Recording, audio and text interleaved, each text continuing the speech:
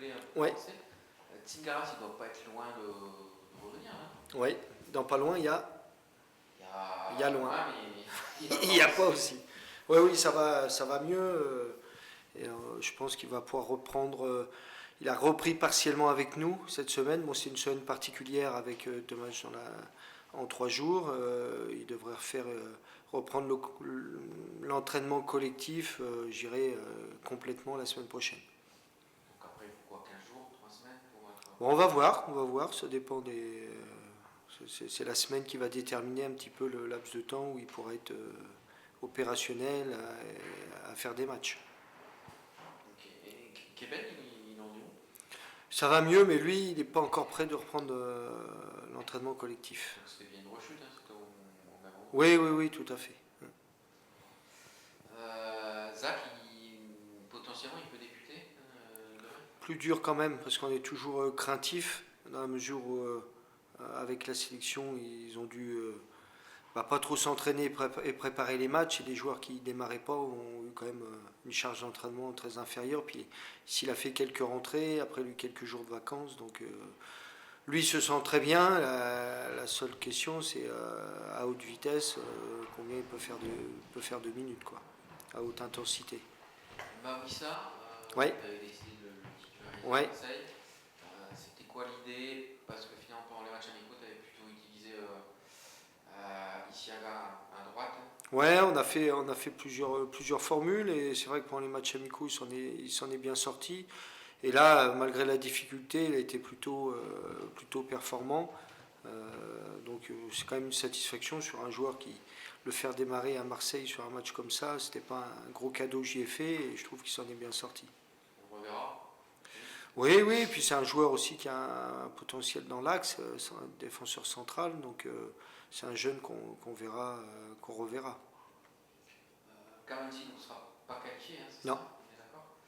Tu peux nous en dire deux mots quand même de ce Oui, joueur? c'est un joueur de côté, un latéral, qui peut jouer à 4 à 5, qui a la particularité aussi de pouvoir jouer à gauche, donc assez polyvalent, plutôt vif, rapide, avec des bonnes jambes, des qualités offensives.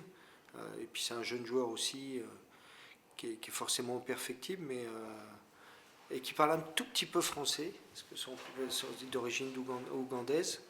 Donc son père parle français. Donc lui, il n'a jamais parlé français, mais on voit bien qu'il est tenté, et qu'il sera vite à l'aise. Il sera qualifié pour la Coupe de France, évidemment. Ouais. Tant qu'on y est, le Mercato, ça avance ou pas? Effectivement, on pense au poste de milieu défensif. Ouais.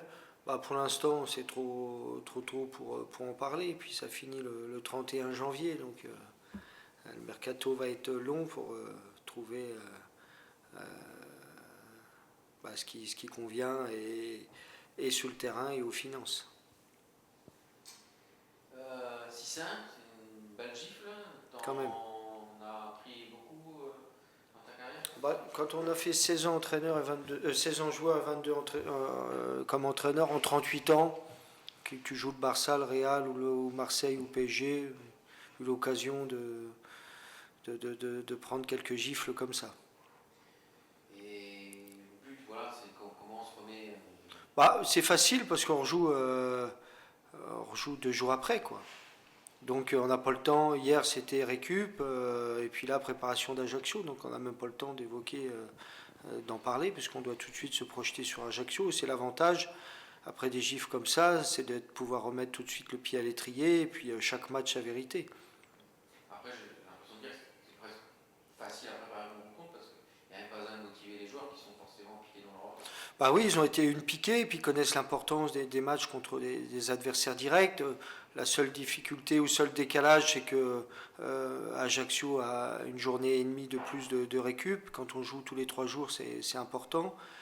On sait bien que le calendrier, que l'équité sportive, c'est pas la priorité du calendrier ou de ceux qui font le calendrier, mais c'est dommageable qu'on ait une telle différence entre les 2 clubs. Mais face à l'adversité, on sait toujours faire face. Ajaccio, justement, tu disais, votre vrai championnat au départ, on va dire. Oui, oui, c'est des clubs où c'est important de performer. Ils sont plutôt très bons à l'extérieur. Ils sont sur des très bons résultats les derniers matchs. Donc ça va être un match extrêmement serré.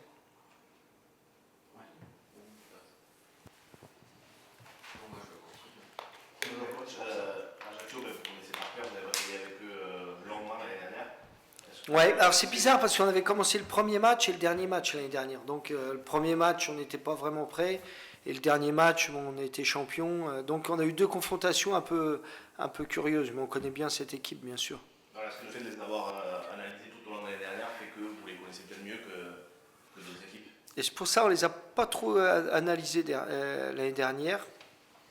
Mais on connaît bien, et Olivier, on connaît bien, c'est pas la première fois qu'on joue à Ajaccio, mais c'est vrai, quand vous jouez le premier match, bon, vous avez des matchs amicaux à étudier, c'est pas le parfait.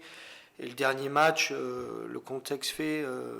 Mais c'est une équipe on connaît les qualités, et eux également. C'est une équipe qui est connue aussi pour sa solidité défensive. C'est Ouais. le cas l'année dernière. Ils sont plus en difficulté cette année, mais ça reste encore très solide. Quelles sont les clés pour Bah, forcer le verrou, il va falloir qu'on soit extrêmement bon dans le jeu. Aussi bien défendre, parce que c'est une équipe qui est habile sur coup de pied arrêté, sur des contre-attaques.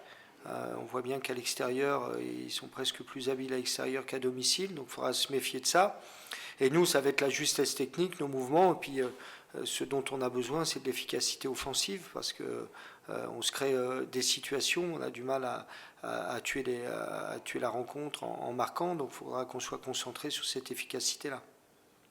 En première partie de saison, vous disiez souvent qu'on ne tenait pas encore trop compte du classement, que c'était trop tôt pour en parler. Est-ce que là, la série de défaites consécutives et le fait qu'on commence les matchs retour quasiment, vous fait regarder un petit peu ce qui se passe plus bas? Ah ben on a toujours regardé et plus bas et plus haut, parce que vous apercevez qu'en fonction où vous vous situez, vous n'êtes jamais très loin des 7, 8, de la 8e ou la 9e place, et jamais très loin de la 14e ou de la 16e. Donc on a toujours été attentif et on sait aussi qu'on allait connaître des moments difficiles dans cette saison, notamment avec le calendrier qui nous donnait de jouer chez le deuxième, chez le troisième, chez le quatrième, tout en recevant Monaco. Et c'est assez rare d'avoir ce regroupement de matchs-là sur une série de 4 matchs. Mais on sait que dans la saison, on savait qu'on aurait des moments difficiles. On en est un moment difficile, mais on sait aussi qu'on a la capacité de rebondir. Justement, ouais, alors, je disais, Ajaccio, ils sont quand même sur une bonne dynamique. Ouais. 2 victoires sur les 3 dernières rencontres de Ligue 1. Ouais. Vous, c'est avant-dernier sur les 5 derniers matchs, on Ouais. l'a dit, avec un calendrier compliqué. Et 4 défaites, quand même, c'est beaucoup plus série, finalement. Ouais. Ouais. Comment tu l'apprends? Est-ce que l'ambiance est un peu moins sereine? Est-ce que ça se tend un peu dans le vestiaire? Bah après, il y a une petite coupure après les 3 matchs, donc c'est un peu différent. Puis on est prêt aussi à avoir des moments à souffrir cette saison. Et cette série de 4 matchs, on savait bien qu'on n'allait pas faire un strike et gagner les 4 matchs sur 4. Et en plus, sur les 4, il y a 3 à l'extérieur. Donc voilà, je ne dis pas qu'on ne tombe pas des nues. Mais l'adversité, on la connaît et les joueurs sont prêts à l'affronter. Et ce qui compte, c'est ce qui va se passer derrière.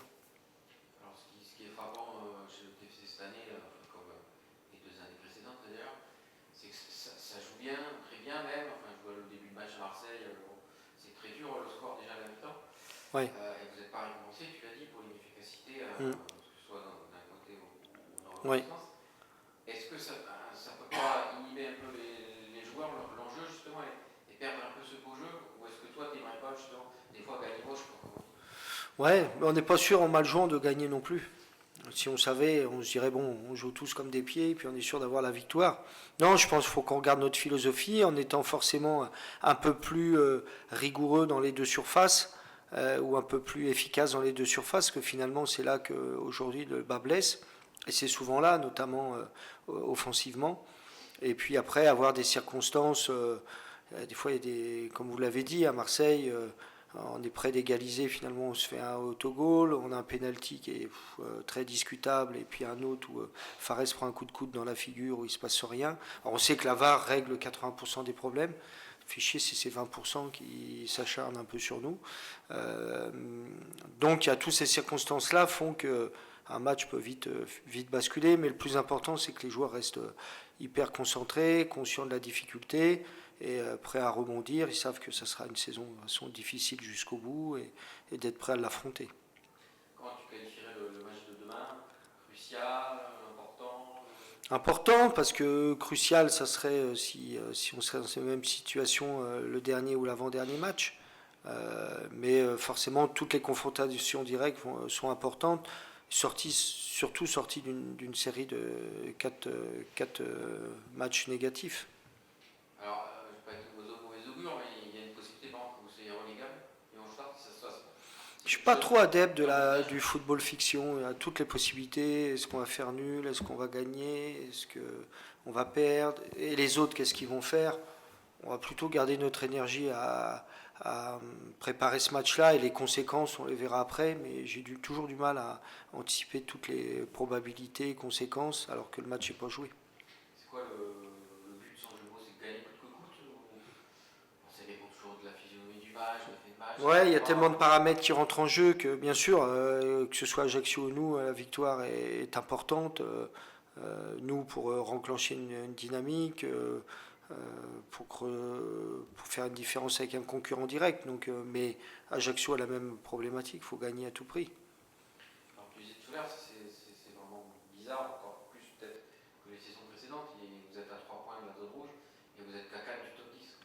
Ouais, mais je pense que ça va être comme ça toute la saison. C'est pour ça, lorsqu'on était plutôt bien classé, j'entendais dire Toulouse, mais nous on sait bien que la saison va être longue et difficile, qu'il y aura beaucoup d'obstacles sur notre route. Donc concentrons-nous déjà sur le premier qui arrive avec Ajaccio, mais je pense qu'il faut se préparer à un championnat comme ça où on sera toujours. Beaucoup d'équipes seront à quelques points de la relégation et à quelques points de la 10e place. Alors, je vous disais tout à l'heure, vous êtes pas de résultats. Est-ce que l'ambiance dans le vestiaire s'en ressent? Est-ce que ça se sent pas un peu? Non, pas trop, parce qu'il y a eu quand même cette coupure, et puis les matchs s'enchaînent, et puis les joueurs savent très bien. Je trouve que les joueurs ont cette capacité à switcher quand même vite, ça fait partie de notre métier, que ce soit qu'on gagne ou qu'on perde, à chaque fois il faut remettre à zéro la semaine d'après, donc on les sent plutôt focus là-dessus. Coach, on a fait la dynamique qui est plutôt négative, on attend plus de 20 000 supporters demain. Ouais. Est-ce que c'est important de se savoir très soutenu? C'est déterminant. En plus, après une défaite comme on a eu jeudi, de savoir qu'on aura le soutien du public, on a joué quand même beaucoup à l'extérieur ces derniers temps, donc retrouver son public sur un match important comme ça, avec la ferveur qu'il y a, c'est sûr que ça va aider les joueurs et il y en a besoin dans ces moments difficiles. On est aussi à quelques heures de se souhaiter tous des vœux pour cette nouvelle année. C'est vrai, on est le 31. Qu'est-ce qu'on peut vous souhaiter à vous personnellement et souhaiter à ce TFC pour l'année 2023? Moi, personnellement, la santé, parce que quand la santé va, après on se débrouille pour que le reste fonctionne. Et puis pour le TFC, de continuer sur notre lancée avec des résultats positifs pour être pas trop stressé tout le long de la saison. Mais je me fais pas trop d'illusions, ça va être difficile toute la saison. Mais d'être toujours ensemble, comme c'est le cas avec l'équipe, d'être toujours ensemble dans la difficulté, c'est bien aussi. Moi, j'apprécie aussi les moments difficiles et d'être ensemble pour affronter ça. Donc, changez rien pour moi pour l'instant. Et puis, si vous mettez quelques petits points en plus, n'hésitez pas. Tu as déjà joué ou entraîné un club aujourd'hui? Oui, en Angleterre. En Championship avec Nottingham. Une seule fois? Hein? Une seule fois? Ouais, parce que je suis resté une saison Ça s'était bien là-bas. passé? Je crois, ouais. Mais à la limite, c'est plus Noël qui est embêtant pour les joueurs parce qu'on passe seul sans sa famille. Le jour de l'an, bon, c'est pas. Moi, je savais même plus qu'on était le 31. Donc, c'est pas trop un problème, je trouve. Une petite dernière question d'actualité. Mois de janvier, tu disais tout à l'heure que c'était un match important, pas forcément crucial vu le suivi, le déroulé et l'arrêt sur un match de la saison. Mais c'est un mois de janvier, en revanche, peut-être sûrement crucial. Quand on voit Auxerre, voilà ce qui se passe pour 3, que des concurrents directs. Chaque jour suffit sa tâche. On va s'occuper d'Ajaccio, mais c'est vrai qu'on aura d'autres confrontations directes dans ce mois-ci, plus la Coupe de France. Mais on négligera pas non plus les autres matchs. Oui, alors par ça par rapport aux autres saisons, c'est que finalement, une semaine ou il y a 3 matchs parce que le mois de janvier, il passe 6 Je crois qu'il y en a 2. Il y a un truc avec 3 par équipe. Ouais, il y en a 2. C'est pas plus lourd finalement que les autres saisons alors qu'il y a eu l'impact du mondial. Ouais. Après, ça dépend du parcours de la Coupe du Monde, de la Coupe de France. Oui. Parce que si on passe, il y a toujours des matchs en semaine. Donc c'est le parcours. Ouais. Prochain sera un week-end normal et après ça sera en semaine, je crois. Après, c'est en